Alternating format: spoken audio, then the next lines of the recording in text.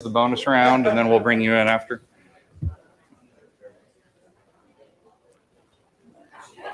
Okay. All right, go ahead and start it off. Let me know when you're ready. Okay. All right, good evening, everyone. I'm Mayor Skipworth. Thanks for coming out or watching online. We're having our town hall forums tonight with our two city manager finalists that have come in. We did have a third, Miss Andrea Gardner. However, we found out late yesterday that she took a position elsewhere, and so she has declined to participate going forward. So that leaves us with two candidates. And the first one this evening is going to be Danny Presley, who comes from Webster most recently. And the format for this is going to be as follows. So we're going to give each candidate 10 minutes. It can be a little less, a little bit more if they want, just to talk about themselves and why they would like this position, why they should be the ones hired. And then over the last week or so, we've had citizens have submitted questions, and we have selected about 10 of those questions. Couldn't get to all of them, but done about 10 of those questions, and we'll ask those. I'll ask those here this evening. After Danny is finished, we'll bring in the other candidate. They'll go, and then we'll have an opportunity to mingle with both of them here at the end. All right? So that's how we're going to do it.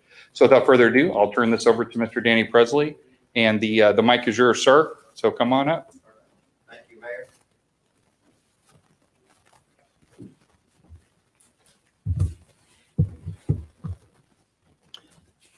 Well, good evening, everyone. I hope you can hear me. All right.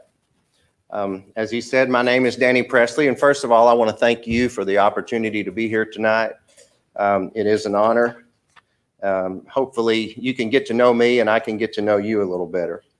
You all have my bio, or you've probably seen it or seen a resume. And so I don't want to spend a lot of time giving you details about me. I'll give you a brief summary of my background. I'm a native Texan, a husband, father of 4 children. I have 32 years of experience working in the public sector. I have a lot of education and thousands of hours of training. I have certifications in public finance, economic development, human resources, community development, and public safety. I had the honor of studying civic leadership under the 3 presidents and their staff in the Presidential Leadership Scholars Program.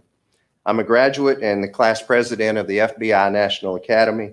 I have a master's in business administration from Texas A&M and a master's in criminal justice leadership from Sam Houston State University. So yes, I'm a proud Sam Houston Bearcat. I attended the Advanced Public Information and Incident Command course at FEMA headquarters in Emmitsburg, Maryland, and the Emergency Management Incident Command course at the Center for Domestic Preparedness in Anniston, Alabama. I've had countless emergency management and national incident or NIMS courses. And maybe more importantly, I was at the helm during Hurricane Harvey. And like some of you, I spent many days in the Emergency Operations Center as we did our best to cope with the tremendous and overwhelming storm. I witnessed the aftermath and the recovery that for some people is still ongoing. I have a lot of other credentials and experience, but I want to be the first to say that resumes are really not important if you don't have a heart for people and a passion for public service. And I'm certainly passionate about this opportunity to serve the citizens of Dickinson.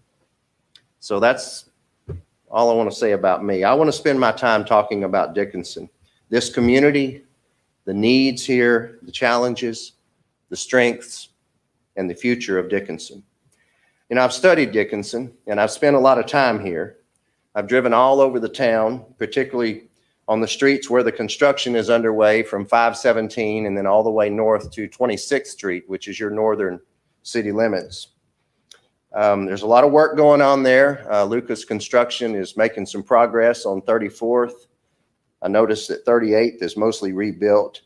And I know that that work in that area has got to continue, and I'm confident that we can get it done. I know you're working on a comprehensive plan. I understand how important it is to have citizen engagement in that process. And I know that we've got to have a plan that has action items, it has measurables, it has timelines, and even some funding sources in the plan.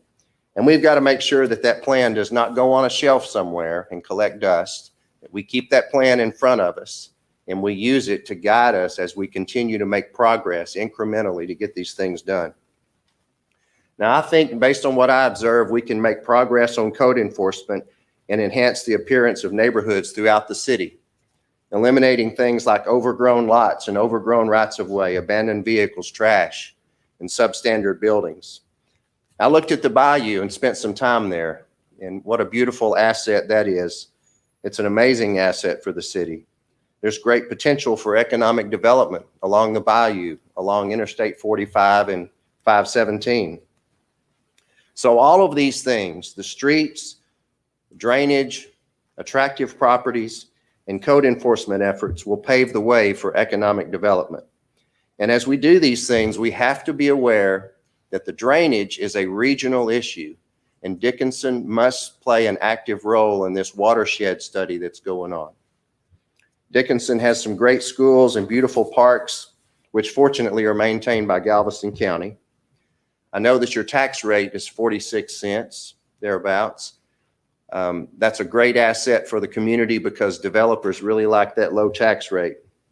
And I also noticed that you're making great progress in rebounding from the COVID pandemic.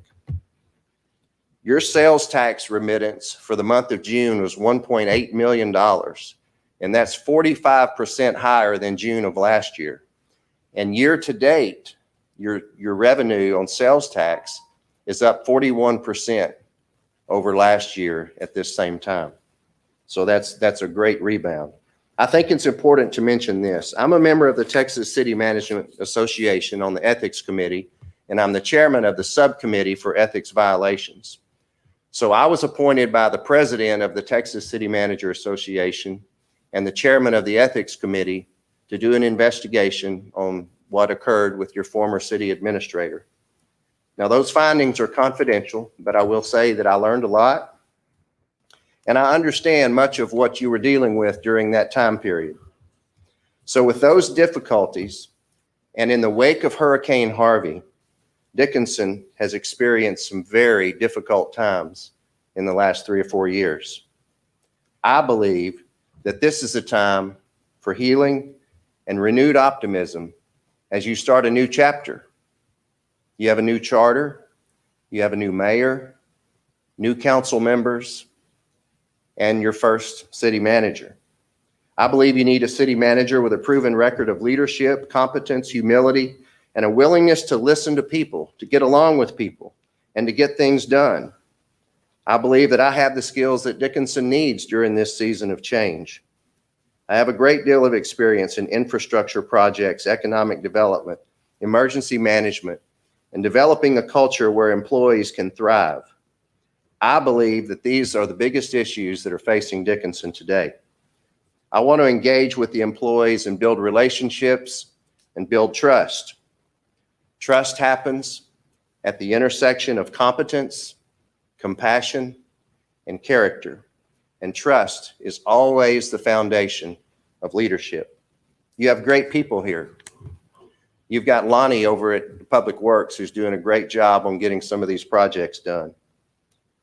Chief Morales has been here forever and has done a tremendous job running the police department. He's a man of character. Proud to know him. And I just got to visit with Harrison, your finance director, who came here from West University. Great people here. I'm certain that you have smart, talented, and dedicated people at every level of the organization. But I know from experience that instability, conflict, uncertainty, it will kill morale, and it will kill people's motivation and their job satisfaction. If I'm blessed with the opportunity to work here at the City of Dickinson, I'm not just working for City Council and the mayor and the citizens. I work for the employees.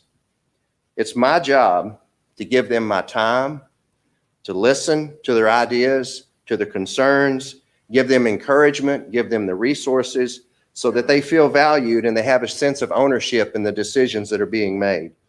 As you know, employees are by far the greatest asset that we have. A few other things that I think are critical to our success. That's transparency and community engagement. I believe citizens expect and deserve to know what's going on in the city. They need to know how their tax dollars are being spent. They need to know about these projects that are going on. They need to know about our accomplishments. After all, we are simply stewards of the citizens' resources. We must be using social media to get that message out. We can find something positive and noteworthy every day to get out on social media. Social media is key to citizen engagement and transparency. This approach also requires that the city manager be highly visible in the community.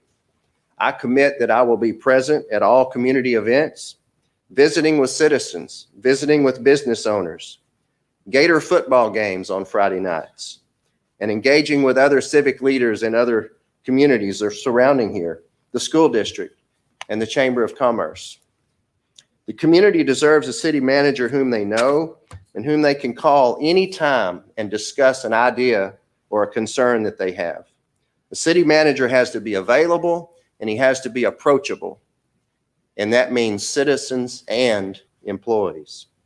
One last thing and then I'll close. I understand that this council manager form of government is new to you, but I'm sure that Joe, I see Joe in the back, has done a fantastic job in